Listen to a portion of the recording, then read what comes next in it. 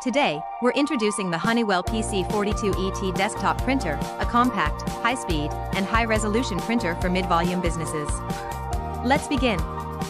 Turn the device to the back, where you will find the USB host, and Ethernet ports, along with the power button. Connect all necessary cables and the power cord before turning on the device. While setting up the cables, here are some key features of the Honeywell PC42E. It offers high-performance 203/300 dpi printing, flexible USB, Ethernet, Wi-Fi, and Bluetooth connectivity, and a user-friendly LED indicator with an ECO button to save time and reduce label cost. Its compact design fits any environment, while Honeywell Printer Edge ensures easy setup, security, and efficient management.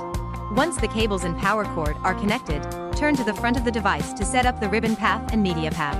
Press in on the cover latched on both sides and open the cover.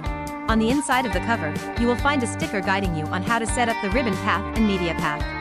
Lift the left media hub lock, adjust the hubs to fit the roll, ensure a snug fit, and press the lock tab to secure. Next, press both locking buttons to open the print and ribbon mechanism. Place the media between the media holders, and adjust the media holders to the width of the media. Ensure the media lays flat.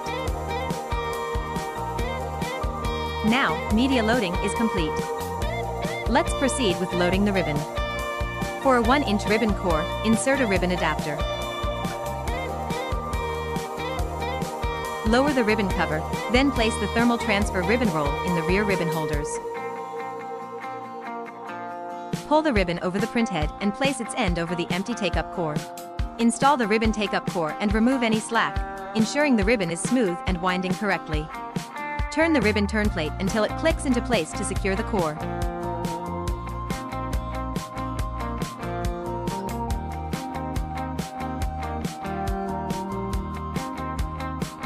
Close the printer cover, and ribbon loading is complete.